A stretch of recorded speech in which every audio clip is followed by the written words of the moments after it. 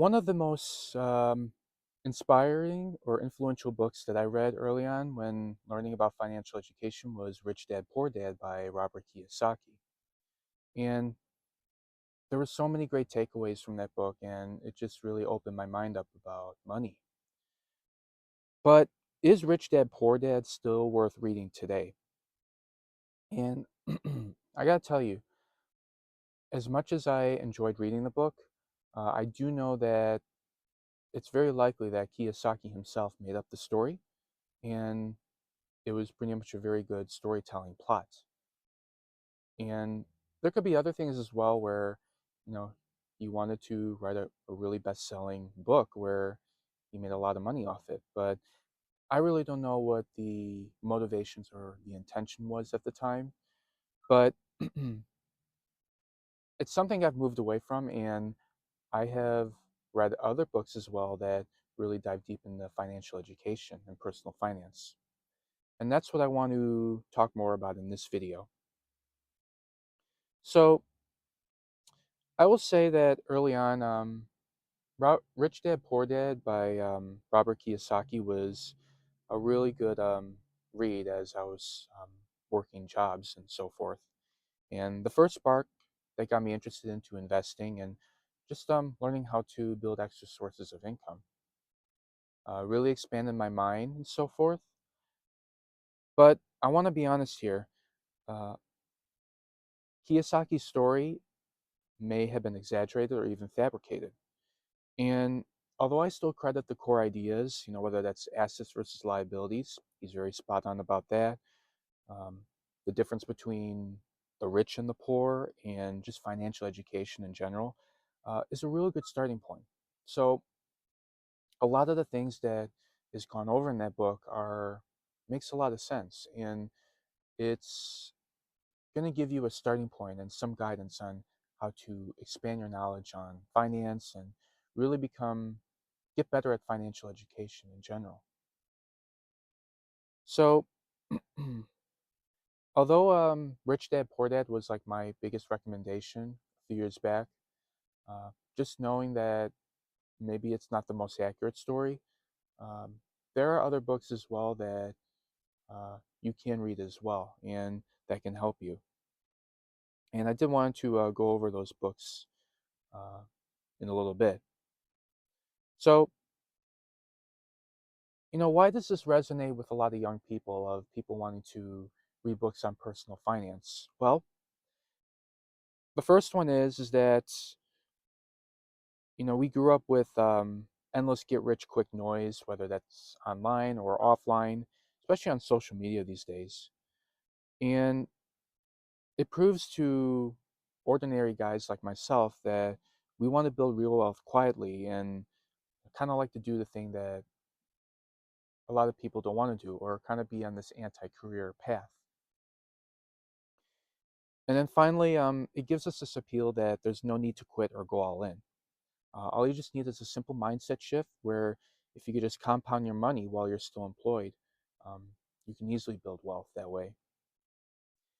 And just to throw it out there, there have been surveys showing that more than 60% of men under the age of 45 are actively seeking uh, financial education. And after years of going through hype content or all the BS that you see online, you know a lot of men don't want to see that no BS nonsense. They want something real, and they want something where it's maybe it can be boring, but it has to be effective. Or should I say, it has to be boringly effective. And so, there are other good books out there that, you can read. And if you're a young man stuck in the corporate world and you're figuring out which books are worth your time, then the following two books are ones that really have moved the needle for me, and it doesn't give a lot of that hype or guru nonsense online. So here are the two books. The first one is The Richest Man in Babylon. This book taught me not only ancient, but they're really simple rules on how we can make money, or to make your money work for you. And the core concept is this, is that always pay yourself first. If it's 10 or 15 or even 20% off the top, uh, that can really help. And after that, you keep your spending to a minimum. Spend less than you make, and then make your money multiply over time, or let your money work for you, or where it works harder than you have to do at a corporate job. And then here's the thing. Here's my suggestion: is that for every paycheck you make, put at least 10% of it into investments or into building skills that can help you become a better person. And then also, I will say that some of the principles in this book have really helped me, uh, grow my income further. You know, if you're in this period of irregular income, or if you're making steady income and you want to grow it, then going back to those principles in The Richest Man in Babylon can really help. And then the next book, although it doesn't really get a lot of hype and attention, is called The Millionaire Next Door. And although this is a very boring read, uh, it's also one where this is how ordinary people in America build wealth quietly. And so, with that, although this is an old book going back to the 90s, and some of the information can be a little bit outdated, the concepts in that book are still relevant to today, even 30 years later after the original book came out. So, here's the big idea. You know, millionaires today, they live below their means, and they avoid status symbols. They're not going to go online and be some influencer and so forth and get a lot of clicks or be a clickbaiter. But they also focus on consistently saving and investing. You know, they're not going to be the ones going online showing off their flashy cars or their big mansions that they likely don't own, but they're just renting for a day. I've seen way too much of that online. So here's something to take into consideration, is that for every dollar you make, keep track of it for the next 30 days and then redirect it away from lifestyle creep into other investments, or put it into maybe trading. I know that for me, uh, for the monthly income, or the income that I make every month, I have been putting much more of it into my investments and trading. In fact, I even put about 40% of my monthly income into trading itself, because I believe in the power of compounding interest. And I know that in my trading, it's going to be far much better use of my money if I compound it through uh, trading at 1% a week, rather than just putting it into a traditional savings account or a high yield savings account.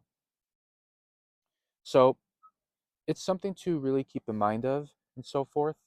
And I think The Millionaire Next Door is a really good book to expand your mindset on how you can build wealth slowly. It doesn't have to be through doing stuff online and just getting all these clicks and attentions and views and so forth. So this is why this book in general hits harder than any other guru story would tell you wise. And even though I'm still in corporate, I'm slowly building wealth through other ways outside of work. And it can work the same way for you as well. So those two books right there, I think, are really good starting points. You got an old book, and then you got a little bit slightly older book that may be a little bit dated, but these two books overall still are relevant. I mean, the principles still remain the same. Or I would say in this way, think of it this way: the times may have changed, but the principles don't. The principles stay the same, and you got to stick to them and so forth. So that's my list of recommendations for books. They're not really a whole lot, because there's way too many books on personal finance out there. And if I really have to boil it down to two books, it would be these. The Richest Man in Babylon and The Millionaire Next Door. Now, if you want to get these books, you can grab them online through Amazon or Barnes and Noble and so forth. So feel free to get um, your copies of them, whatever you prefer.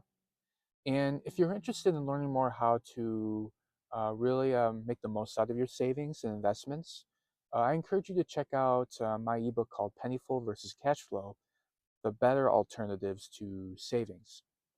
And I go over three things that I think are far much better to compound your money over savings.